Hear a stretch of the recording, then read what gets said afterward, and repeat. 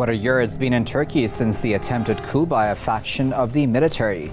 A large-scale purge of those whom the country says support the mastermind of the coup attempt has its critics who say it entraps innocents, while supporters say it is a necessary move to remove those who sow discord.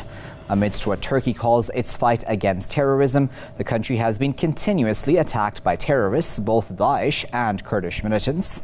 Some also see a marked change in Turkey's foreign policies towards Syria and Europe, especially Germany. But it all really comes down to this: who was really behind the coup? And since its failure, who has gained from its attempt?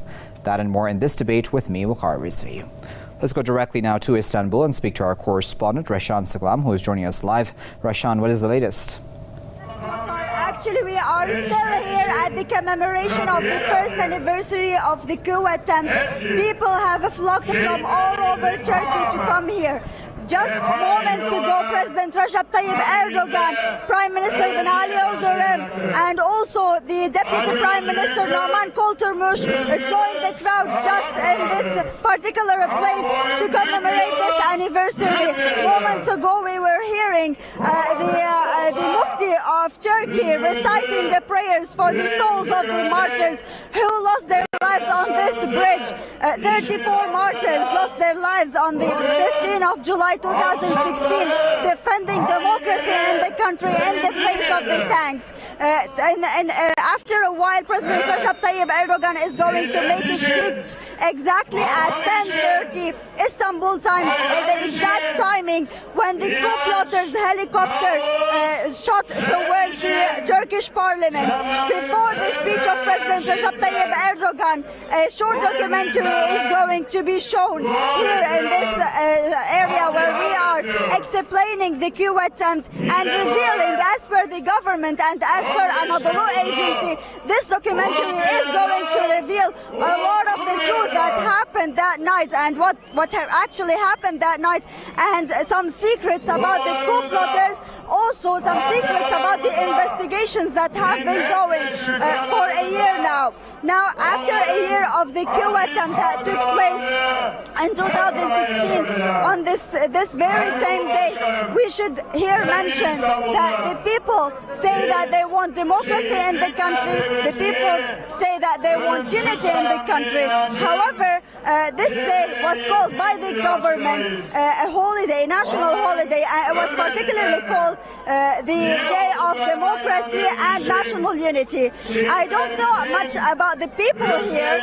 People here are united. They are from the opposition, they are from the ruling party supporters, they are from all verses and all kinds of Turkish people. They came from all over the 81 provinces to commemorate this commemoration and this anniversary, the first anniversary for the coup attempt. However, if we want to look on the ground, what is happening on the ground, we know that half of the people did not agree upon a referendum on constitutional changes to shift the country from the system of the country from a presidential one into a parliamentary one. Also, we have seen a week ago a justice march calling the country for justice, and it is part of democracy. So I don't know how it is a democracy and national unity day when we are still seeing people divided in the country, and when we are still not seeing democracy in the country, when there are 50,000 people detained in prisons, in Turkish prisons, and we don't know why, on allegations of being part of terrorist groups. However, we don't have clear evidence about that.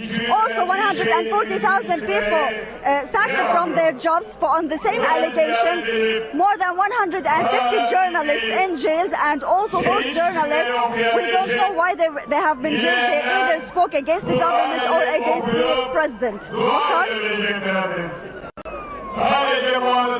Okay, Rahshan, of course, as always, we appreciate your reporting for us. That was Rahshan Saglam, Press TV's correspondent, who is speaking to us live from Istanbul. Now, let me introduce one of our guests for this debate. We're joined by Mr. Tony Gosling, who is an investigative journalist, and he is joining us live now from Bristol. Mr. Gosling, thanks very much for joining us here on Press TV's debate. Mr. Gosling, what do you make and what are your thoughts on the attempted coup that took place in Turkey last year, as well as the year that has passed since that occurred? Well, I think we need to go back a bit further than that, really, to understand what's happened in Turkey. The West, I think, has been manipulating, at least trying to. That is mostly Britain and the United States for the past 100 years. Just before World War I, in fact, there were 2 coup attempts, which many believed at the time were inspired from the west of Europe and from not from the US, but from the west of Europe at the time. Around about the time of the destruction of the Ottoman Empire, coups were going on in Turkey. Then we had the attempt to secularize the country through Ataturk. A lot of that was not just from within Turkey itself. It was influenced by the big European powers. And then there was the bringing of Turkey into NATO, which was not necessarily a natural thing for Turkey to do. Of course, it's quite a long way from the North Atlantic, Turkey, but they did want to extend their power as far as they could right up to the Russian border when NATO was very first created. So this has been going on for quite a long time. Also, I was just looking at some of the previous coups in Turkey. This, of course, wasn't a successful one, but there have been many successful ones over the years. 6, actually, since the 1950s, 1960s. There's one in 1960, 1971, 1980, 93, and 97. I mean, this seems to be one of the countries, maybe apart from Bolivia, looking at the list, that's had more coups than anywhere else in the world. And the reason is because of its proximity to Russia. So it's been in a military alliance with the Western powers in NATO, and yet the natural, I think, ally of Turkey now is Russia. And I think that's even more so after this coup attempt last year, because there are very strong rumours and some evidence that the Russians warned Erdogan beforehand, just literally a few days before the coup attempt, and that Putin may have actually saved Erdogan's life. So this is a very good way of sealing a good alliance between 2 major powers, Turkey and Russia, is to warn them that there's about to be an attempted coup. Okay, let's add another voice to this conversation. We're joined by political observer Hatem Yavuz, who is joining us live from Istanbul. Thank you very much for joining us here on Press TV's debate, sir. Yes. Mr. Yavuz, Turkey says Fethullah Gulen was behind the coup that took place last year, although it's not presented any concrete evidence to that effect. Do you believe the Turkish government when it says Gulen was behind this coup, or who else do you think was behind this? Well, the Gulen movement is simply a cult, and that cult has networking was throughout it started with the education system and then the judicial and eventually the military. Now, at the beginning, I call it a cult, basically. It started with soft power without any shed of blood, but then it turned into a hard power by using the parts of the military apparatus. Okay, so Mr. Gosling, how do you feel about the fact that Gulen is spoken of as being the one who is behind this coup? Well, it certainly seems likely. This is the modus operandi of the Central Intelligence Agency, the CIA, right from the word go in the late 1940s, early 1950s, was very interested in taking over, infiltrating, even creating cults and churches, this sort of thing, religious movements. I think it's because the way the Americans like to operate through their intelligence services, and the British MI6 and many others, in fact, is to look at hearts and minds. So we're talking about controlling political parties, political movements, is controlling your mind, and by getting to these religious organisations, controlling them. You know, a few key people at the top of these, I'm not talking about the whole of the movement being controlled, but if you can control the policy and the very apex of a religious movement, then you can control the hearts of those that are followers of that movement. And especially when there are all sorts of problems with some of the big official churches, say for example like the Vatican and other churches and I suppose all sorts of religious movements. These smaller factions tend to grow because people get disillusioned with the kind of official church and they move into those. But yes, there's about 2 million, they reckon, people involved in this Gulen I agree with you. Gulen movement. And it's also called the Hizmet movement, and it's been designated terrorist organisation in several countries, including the Gulf Cooperation Council, as well as the Northern Cyprus, and obviously Turkey too has, because I think it's being used as a way of sort of infiltrating. Except for the United States and the EU. That's right. So there is a bit of disagreement over whether it should be, but that's because its effect is to attempt to kind of take over the hearts and minds of the Turkish people, and of course Another thing is that the Turkish media do that. And so that's why I think they featured journalists, arrests of journalists and jailing of journalists and closing down of newspapers as also featured in Erdogan's rather draconian attempts to wrest back control of his country, because it's been being infiltrated. Mr. Gosling, if you allow me, I wanted to pick up on that point you just made there, Mr. Gosling, and put that to Mr. Yavuz. Yeah. Mr. Yavuz, Mr. Gosling there mentioned the crackdown that has taken place ever since this coup attempt. And, you know, the numbers are quite staggering if we add it up. 110,000 or upwards of 110,000 people dismissed from their positions. Actually, more than that. It's probably 125. Right, 125 or more. And arrests of more than 50,000, and the government says that these people have alleged links, Correct. of course, to the Gulen movement. Is there justification for this sort of large-scale purge? Well, if you divide it by the number of citizens of Turkey being 80 million, and arresting or deleting them from the public sector, from the government sectors of 150,000, it's very small compared to the size of the attempt and the movement that was done and executed in Turkey last year. I mean, 15th of July is kind of like a rebirth of modern Turkey again. And it's more of a cleansing period, and obviously I'm sure there's innocent people being arrested as well. But you know, if you put all the puzzle together, there's been a relatively large population who have been indirectly or directly linked with the Gulen movement in terms of financing, in terms of recruiting. And yeah, I think there'll be still more arrests to go on, maybe up to 200,000, and then the legal system, which I think has to be reformed a little bit more, that the rule of law is more stronger than the state itself, and prove its place in the world that the rule of law works. But right now, it's a little bit tough, especially with the state of emergency in place. Okay, gentlemen, now our viewers have been taking part in this conversation as well on our social media pages. Let's listen to those comments and we'll be right back. Erdogan must allow democracy to prevail in Turkey. Erdogan emerged like Phoenix from the coup. His most lethal enemy is arrogance, and it will take him down with little effort from enemies. The Western leaders will surely choose terrorists over Turkey. It's already clear that all European countries are the enemies of Turkey. Staged coup to consolidate power.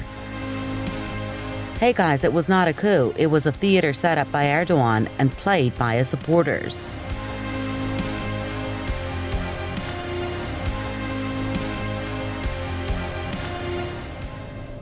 Just some of your comments on this topic. Mr. Gosling, I wanted to put to you the concerns that many people may have around the world looking from the outside in on Turkey, saying that democracy is in danger in Turkey. Do you agree with that? Well, of course, and I think the reason for that is the people who are behind this coup attempt have forced Erdogan's hand. Now, I mean, could not possibly agree with the amounts of arrests that have happened, particularly of journalists, but the fact of the matter is you have to look at who owns and controls the newspapers and television outlets and whether they're actually acting in Turkey's interest or a foreign interest. This is one of the problems, of course, with globalization and privatization, is that foreign interests can buy up your TV stations, and this has been happening all over Europe and all over the United States, although actually it's mainly Wall Street and the City of London that are behind the big takeovers of the big media organizations. So all countries have to be aware who owns and controls your media, and you have to make sure that it's not a foreign interest, because effectively that's like having a fifth column in everybody's living room, you know, a TV set that's broadcasting propaganda against your own country, and this is happening all over the world these days.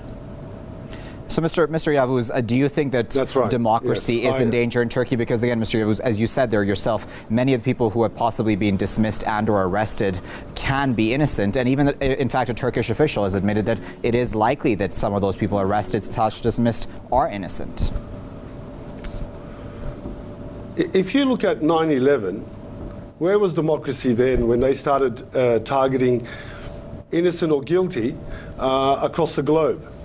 So, you know, we've had a very serious coup attempt, which I wouldn't call a coup. I mean, these military personnel who shot at civilians and the parliament and shot at civilians, it's a treason. It should be punished by death. In most of the world, it's punished by death if you're a traitor to the country. So obviously, President Erdogan has toughened up. It's not. I mean, all of us has toughened up here. Yet the paranoia of last year with all the terrorist attacks, and on top of this, the 15th of July, has not wiped off our minds yet. So okay. the democracy side, I would say, you know, to reform it, the democracy side, yes, there will be some reforms in the near coming future. I can see that happening already. Okay, Mr. Gosling, I wanted to change gears just a bit because I wanted to bring in the foreign policy aspect of all of this as well. Ever since that coup attempt took place last year, do you think it would be fair to say that Turkey has changed ever so slightly its foreign policy, be it, of course, its involvement in the Astana talks on Syria, for example, or its major tensions now with Germany, for example? Well, definitely, there's been big changes. I don't think that they've been trumpeted because a lot of these things happen behind closed doors.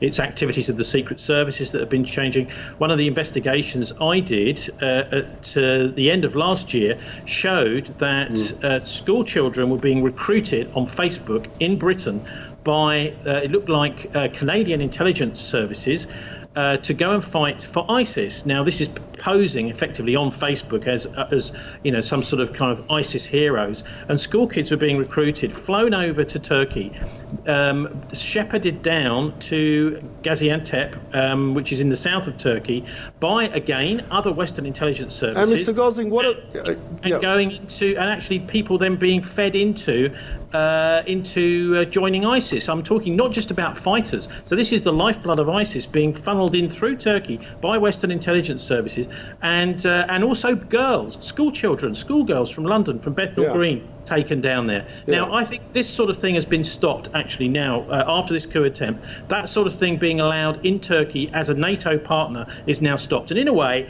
Turkey, as they sit around the table at the NATO meetings, are kind of not part of NATO anymore. It's almost as if the other members of NATO would be looking very suspiciously at the Turkish representative, thinking, is he spying? Well, can you Go ahead, blame Mr. Turkey Yavuz. for Go this? ahead, Mr. Yavuz. Yep, go I ahead. mean, look at Germany. Can you blame Turkey for this? Look at Germany housing over 4,000 files of extradition. You have an extradition treaty between Germany and the EU and Turkey to be arrested and to be sent back to Turkey. Germany's housing 4,000 potential criminals. And especially after some of the military personnel who are seeking asylum and received asylum in Germany, who is a NATO partner, who has 4 million plus Turks living there, are housing basically terrorists. Now, how would the US or the US or Germany feel if Turkey housed back then Al Qaeda or ISIS? No, I agree with you, to attack the EU. I mean, I agree with you. It's been a total disaster, this coup attempt. It's completely backfired on the Americans, and of course they hoping that the Turks would be cooperating with them in their attempt of regime change in Syria. Now, of course, it's completely gone in the opposite direction, and I think the policy in Turkey now is less and less all the time cooperating with the NATO powers. Actually, that's a good thing, I think, particularly for peace, because the Turks were always I think, ultimately between East and West, this is a good thing to have the Turks as a much more independent country, less beholden to the NATO powers who think, actually, you mentioned 9/11 and the war on terror. I mean, this is a ruse, isn't it, for the Americans to take over the Middle East, to have an excuse to go into any country they want, including Afghanistan. That has been what it's actually Winston Churchill theory. If you don't have an enemy, create one. Yes, Mr. Yavuz, if I may just come in here, I do apologize for interrupting. Mr. Yavuz, I wanted to ask, do you think that Turkey really has changed its stance when it comes to Syria? Because, many people would say that Turkey was heavily involved in the unrest that occurred in Syria. Of the what part? I didn't hear the last part. Many people would say that Turkey was heavily involved in having militants going over the border into Syria. So do you think that Turkey has now changed its stance vis-a-vis a regime change in Syria? Well, I don't think Turkey's new policy after 15th of July has been Bashar Assad at the moment. It's been more like creating a 2,000 square kilometre, I believe, a buffer zone. And it's going to continue to increase it. Now, we've got the threat of the YPG, or whatever they call it, which is aligned with the PKK. That's one threat to Turkey. Then we have ISIS, which is not as a big threat like before, because the borders of Turkey has been relatively cordoned off. So excuse me there. The Turks will attack a terrorist anywhere. Doesn't matter if it's in Antarctica. They will now start headhunting them. And also, this is because of Erdogan's policy on terrorism. Okay, we have about a minute left, so Mr. Gosling, I'll give you the final comment. Go ahead. Thank you. Well, I mean, I think the Turks also have had the Ergenekon complex over there, the trials where it was quite clear far-right kind of nationalistic group was being set up in order to destabilise the country. A bit like Italy, really. You had the days of lead, the strategy of tension with Operation Gladio, fascist units operating in the country to destabilise it. That strategy of tension is being implemented in very many parts of Europe through these terrorist attacks we've been having too. And I think we have to be really clear. The Turks are ahead of the game because this was a place where this was happening well before it was happening in Belgium, France and Britain. And we just have to understand that there are forces out there, particularly the NATO intelligence services, that simply send fascists in to do attacks, to start tension. They want poor people fighting each other in order to be able to bring in draconian laws around Europe now. This is the sort of tactic you basically saw what they were doing in Qatar. They wanted to start some proxy war in Qatar.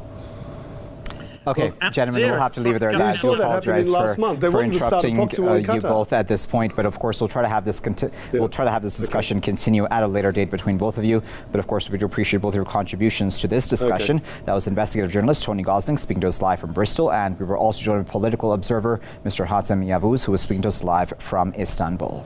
Thank you. And of course, viewers, we appreciate your comments as posted on our social media pages, and of course for watching. Until next time, good night.